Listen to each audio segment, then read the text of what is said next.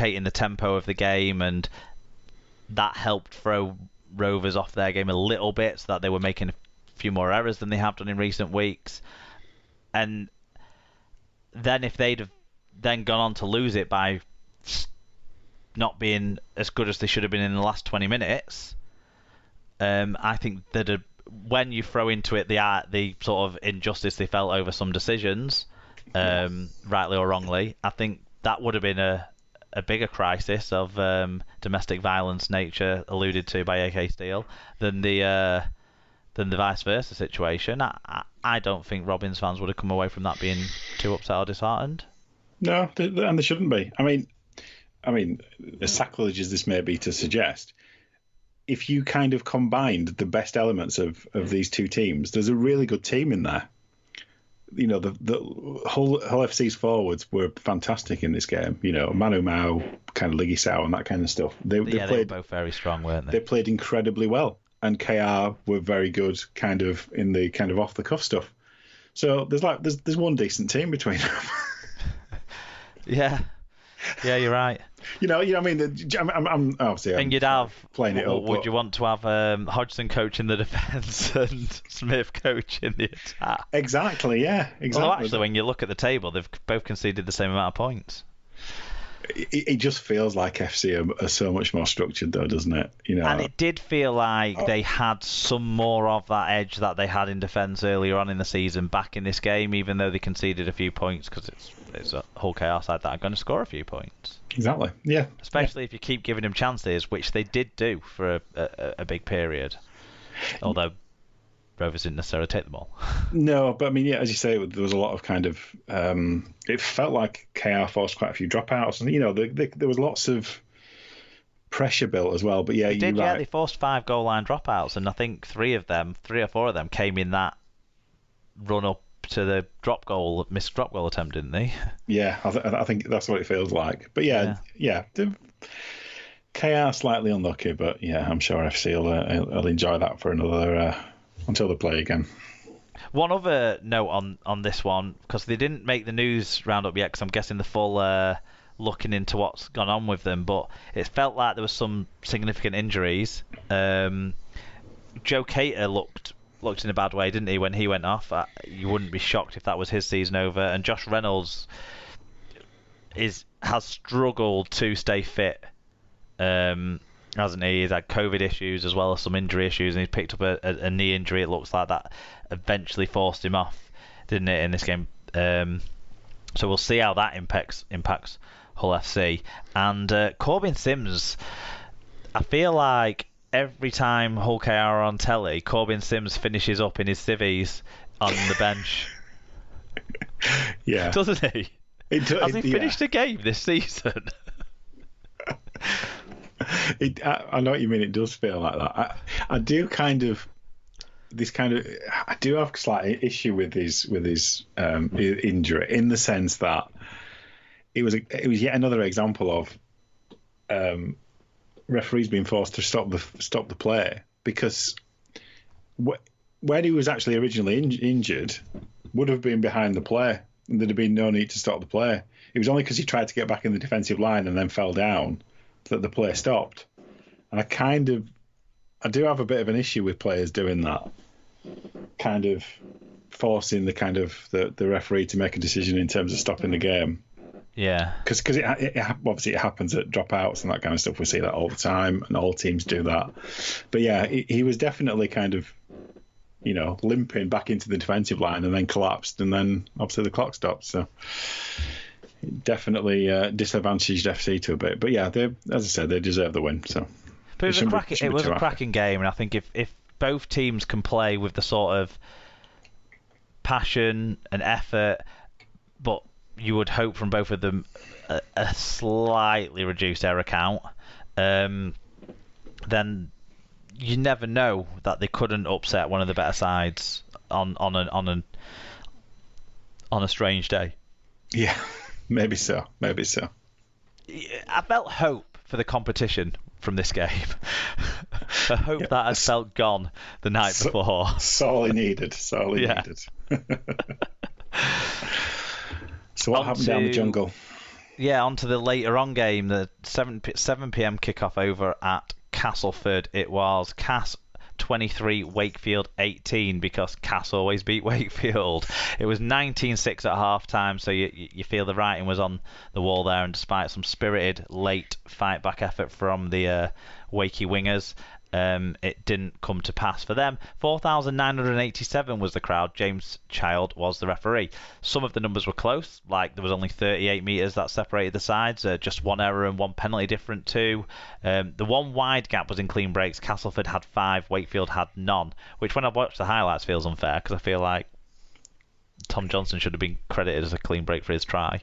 But anyway, individually, Jordan Turner 178 metres, Nathan Massey 152, Peter Matautia 6 tackle busts and 126 metres. So keeps having these good games that apparently are 1 in every 5. And Ollie Holmes 1 try, 44 tackles, 11 of which were marker tackles.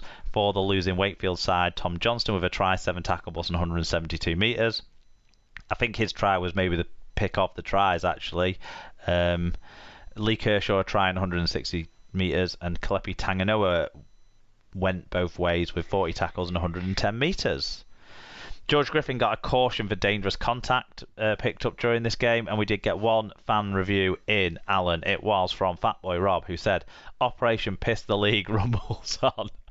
Cass had won it after 60 minutes, but a combination of pissing rain, 6 against, penalties, and an Eden special let Wakey back in it.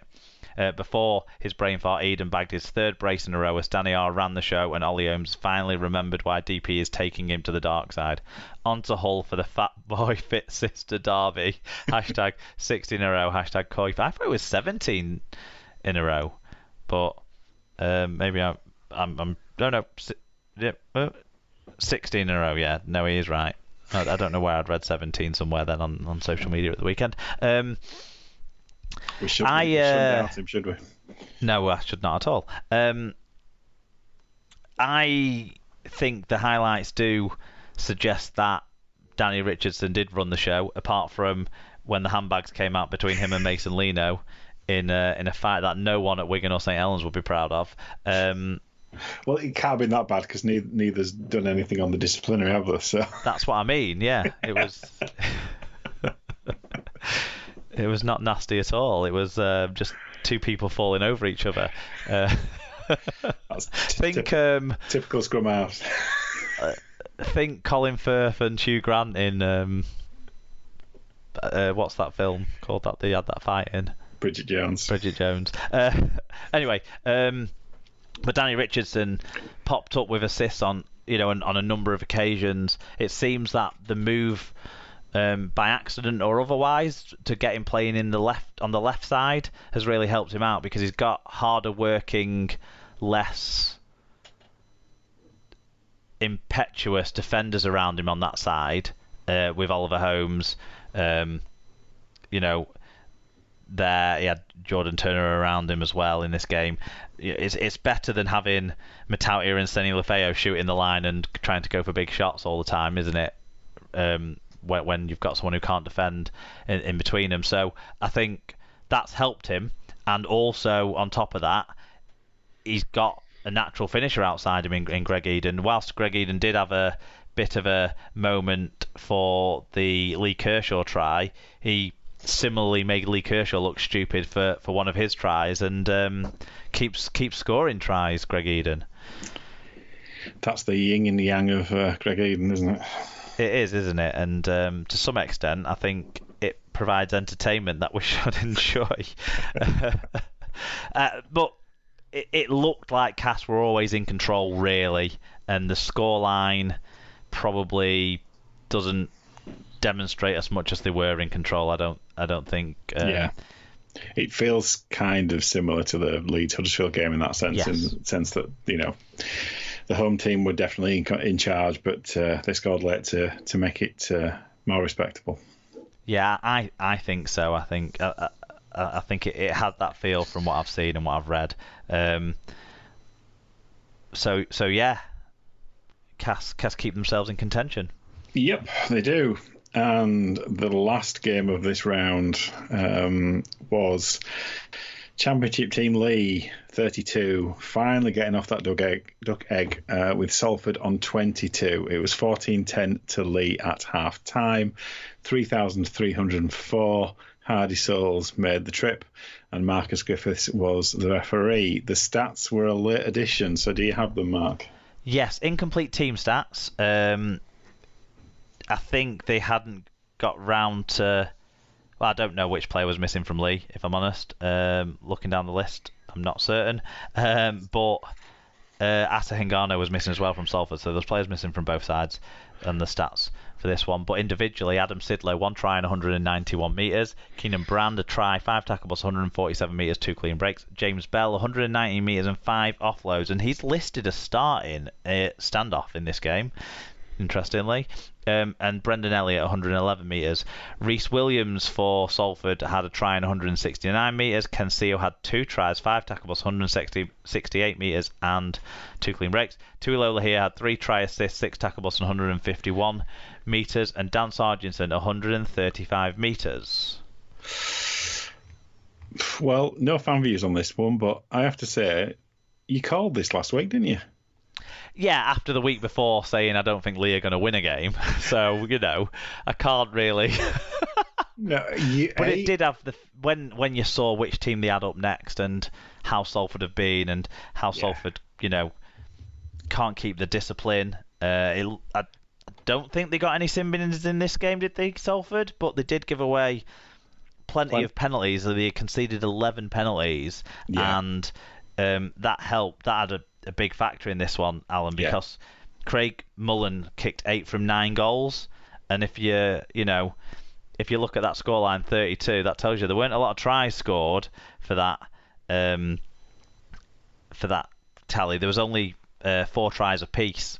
Well, exactly. Like half the points have come from penalties. 3 goals for Inu from 5 attempts, whereas Mullen got 8 from 9. So the penalties were a significant factor in the result going the way it did. Yeah, and look, obviously just watching the highlights, it just felt like Lee, they just kind of kept... I know we don't necessarily celebrate people kicking penalties, but it felt like it worked for them in the sense that they were constantly keeping the scoreboard moving, staying ahead, creeping ahead, getting more than a score ahead, etc., etc. So by the time that kind of Salford started to play a little bit and scored a couple of later tries, it was kind of... There was too much of a kind of a hill to climb, you would say. But yeah, I mean, Lee have been in this position before and not managed to kind of secure a win. And yeah, I mean, you have to say... I think that's why the taking the penalties might have been a big factor in their mind. Like you say, to keep it ticking over, keep some sort of margin every time we get pulled back, rather than try and go for a try, take the points, because they have failed to manage leading positions in matches so many times this year.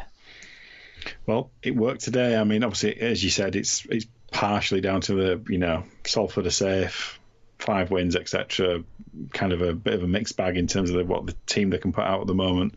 It was always, as you said, a likely candidate to get a win this year, but the fact that they've actually managed it is much credit to them. But yeah, unfortunately, I think it's a little too late for their season. But yeah, well done. And it's not often I'll say that to Lee. So I think if there's one Lee player who's consistently shown up this season, it's Adam Sidlow. Yeah, and he was very, very, vociferous in his celebration of the win. You could see that from the highlights. So yeah, I mean, I like Sidlow, 100% effort type player. Even if the teams he's been in have not always been great, he's always the player that puts the effort in. So yeah, all credit to him for that. Yeah, but yeah, I agree. Else. Yeah, but Nothing there was else then. No, but there was a game called off, wasn't there? Yeah, and we got 2 fan views in on that one. EFC78JU said, gutted the game is off this evening due to Catalan camp contracting COVID right as they were due to fly out to England this morning. Hopefully we can arrange the game ASAP to get on to the next home game against Saints. I mean, EFC, I applaud your optimism at the same time as I wonder what state we live in where we think a game called off in August is going to get replayed, is going to get rearranged. I just